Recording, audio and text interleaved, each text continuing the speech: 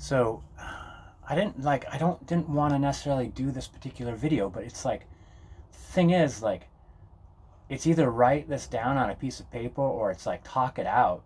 And I've been talking things out for so long that that seems it just seems to work for me. And also, there's been lots of things that I then look back on, because like I have my thoughts like recorded, and I can look back and think. Most often, I look back and think like you were doing the best you could. Because I look back in my memory and I see tons of failures. I look back on videos while talking about things, or I know what was going on in my life at that time, and I see that guy, that younger version of me, doing the best he could. So Akila is on his last week. He's We got to the point where we couldn't go to the Delta anymore. He just couldn't do it. Like we'd go there. I had to limit him to a couple hours because he would suffer for if we go out there like we used to, like go out there for like 4 hours, he'd be in pain, and like maybe not couldn't move very much the next day, and but then he'd want to get right back to it, and so I just limited him. Like I couldn't just say like no, because it was his last experiences at the Delta, like, so got to the point where there was a couple days where he just couldn't get in the car, and I figured, well, maybe we went too hard and we just walk in the neighborhood for a while, and then he still couldn't get in the car, and like parts of his body were hurting, his joints, that swelling he's got underneath his shoulder blade, that like years ago I went to go like ask about having it being operated on. They're like, we could operate on your dog, but whatever causes cells to go crazy and make these giant fatty lumps, in many cases it just comes back. And Akila was as mobile as he could be, and they're like, maybe that's good enough, and I agreed. Actually, that made sense to me. um, but then we got to where just going to the corner park and back was hard for him, and then it was just to the corner and back, and then he started falling, and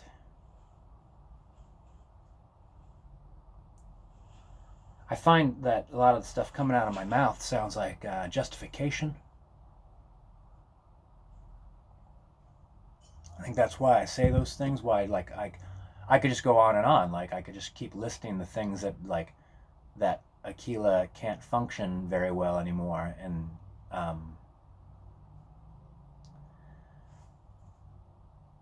but it just comes down to like, what kind of life is he living, and how long am I prepared to accept that as a minimum quality of life? Do I wait till it's not even that?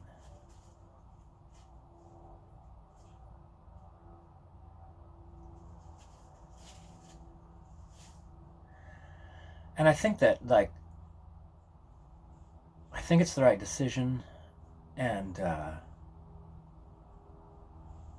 think that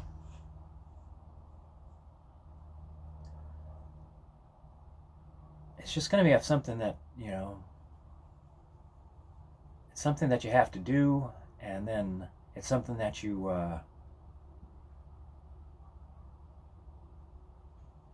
experience, and then it becomes part of, like, it becomes part of your past. And one of the things, when I was like thinking about like all the negatives that are happening for Akila right now, like I think that those seem like really present in my mind, and once I move forward into the future, as time goes on between this moment. Hi, honey. You want to come in here in the shade?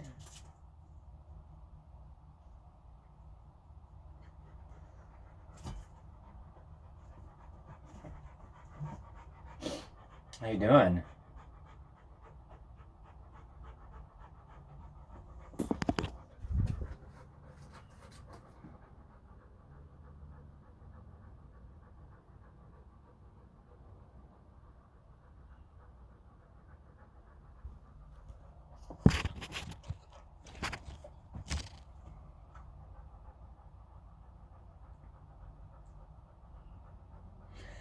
you know, like the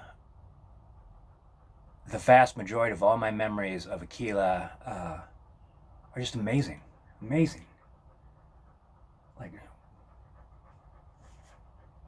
I'll never forget being up at Ramona Falls and Aquila was chasing chipmunks or something like that, squirrels. And when he was young, I used to climb up falling down trees and call him just to watch him try to work out like problem solving. My idea was that like, you know, eventually we're going to be like hiking like forest trails and stuff like that, and he's going to have to work out how to get around logs and stuff like that. I'd seen dogs that just want to do a straight line, and if the straight line is blocked, they freak out.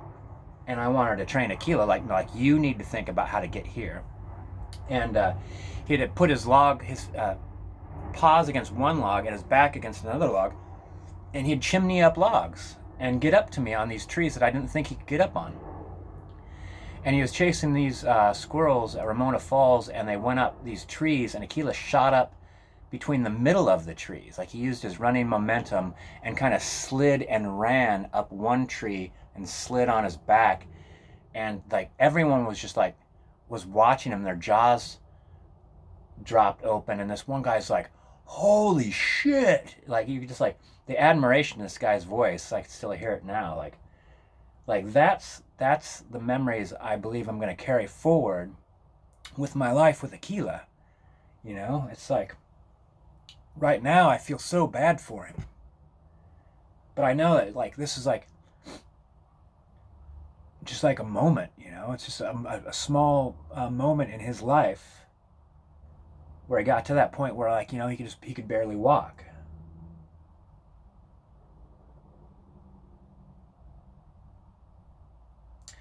He's losing weight. Like I just keep I just keep going over the list of things. Like he's losing weight. Yes, he's having trouble with his bodily functions, and the only thing that hasn't changed much is his appetite, except for like there's like this icky dog food that like I'd buy sometimes, and he'd like eat a little of it and then go and then like, but every once in a while he'll like it, and then lately he's been loving it, probably because it's just full of fat. It's like this is jelly icky gunk. He's just like mowing it up. But he's asleep all the time. He sleeps all night. He sleeps all day. There's a moment in the morning and there's a moment in the evening, and then that's all. That's it. And I don't mean this to be selfish. I think that I mean this to be an observation about how I've built my life around my dog, and that I feel like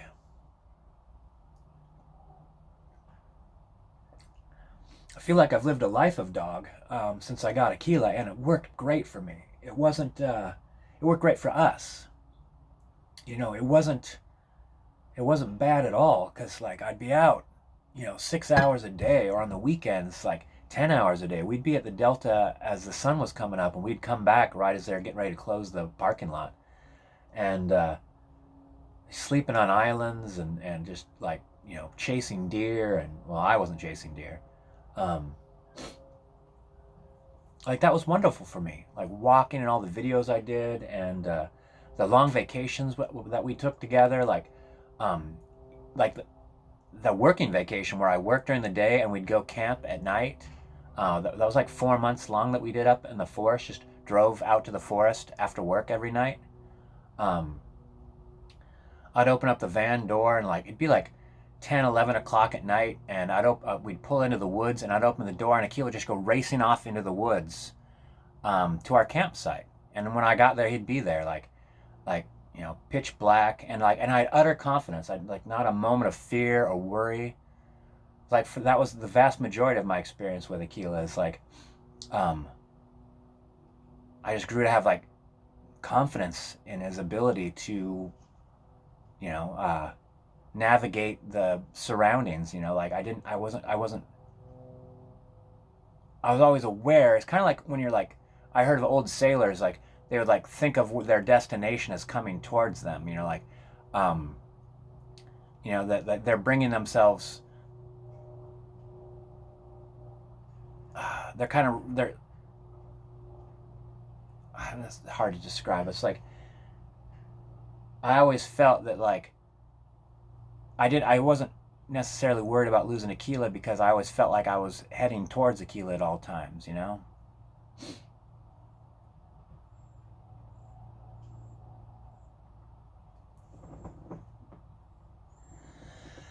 He went back inside. He's hot. He'll go lay on the cold concrete. That was one of the things I wanted to do lots before his last days. I wanted to try to like make sure he's awake as much as possible. Like, um, you know, basically by providing like incentive to not sleep. Like, I'm not gonna wake him up, but like I'm gonna like I've lots of ideas of things to do. Like, you know, like tame this awful yard that's been like I haven't been able to get to because it's been raining for so long. So like as I move around, like, and he could also sense that I'm worried and concerned, and he's been following me around from room to room. Like he'll come into the room and lay down, then he'll come into the next room and lay down, and um,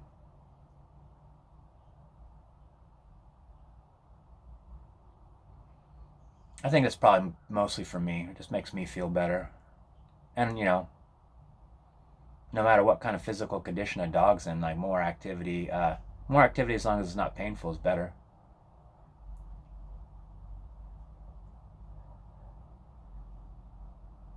You know, and I'll just get through it.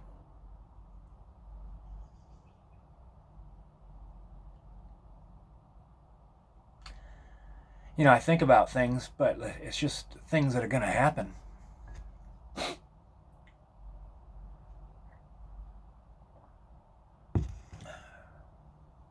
You know, I'm going to wake up and it's going to be quiet. And the weekends, you know, it's not going to be like the weekends it used to be. I'd wake up and I knew what I was doing because I'd be doing dog stuff. You know, Akela was my game plan. So I'll just make plans. You know, I'll say that today I'm going for a bike ride, or today, like actually, I went to the dog park by myself. Akela can't do it anymore, and I went there and I walked, and it was fine. I was wondering if like it would hurt to see all these healthy dogs, and it doesn't. Like healthy dogs running around make me happy.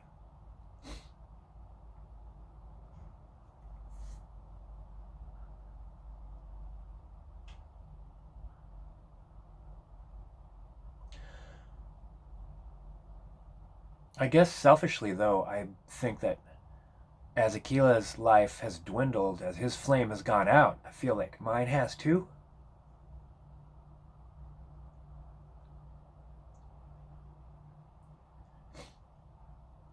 You know, and that's not good. That's no good for me at all.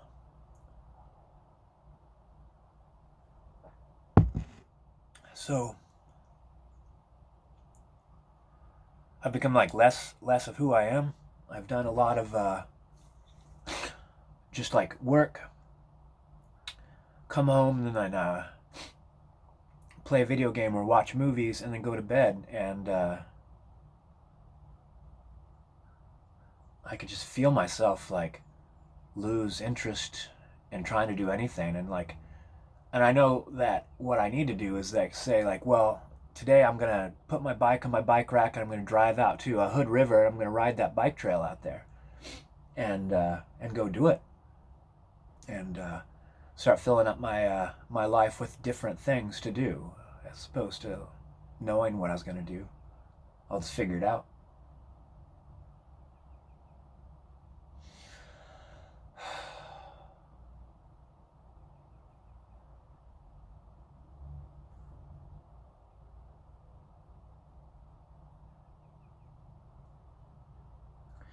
You know, I didn't think about it much. You know, when I got Aquila, you know, I knew there would be an end, but I didn't think about it much. And maybe that's a good thing, you know. Part of me is like kind of like I've caught off guard, like I'm surprised. But then when I look at it, I've seen for years that he's just able to do less and less and less and less until now it's like the front yard as far as we could get, you know. And so I'm gonna try to take him on a walk down our street, maybe this evening or tomorrow morning. When in the morning it tends to do better. Um,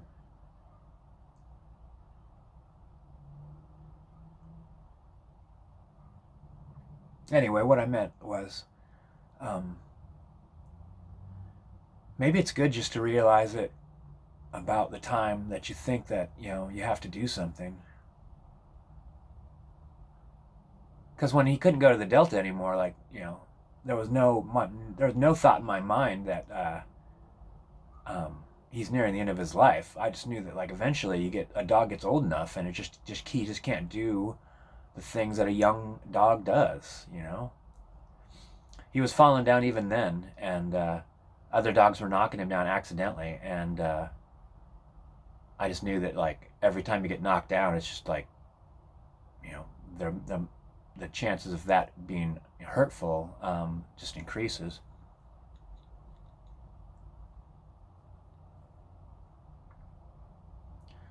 But it's just been this year that I realized like he doesn't have much of a life other than sleep and eating, you know.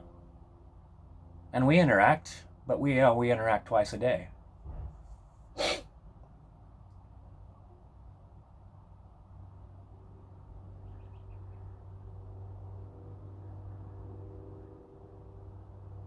I think that's it.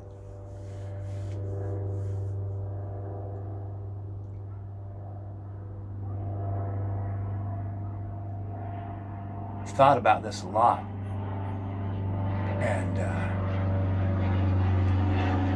part of me wishes there was something, like just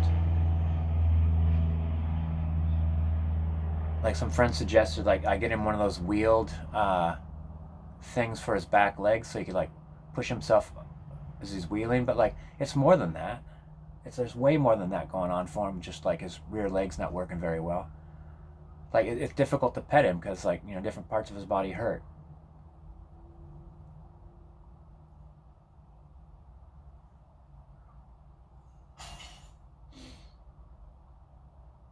It's just something I have to do.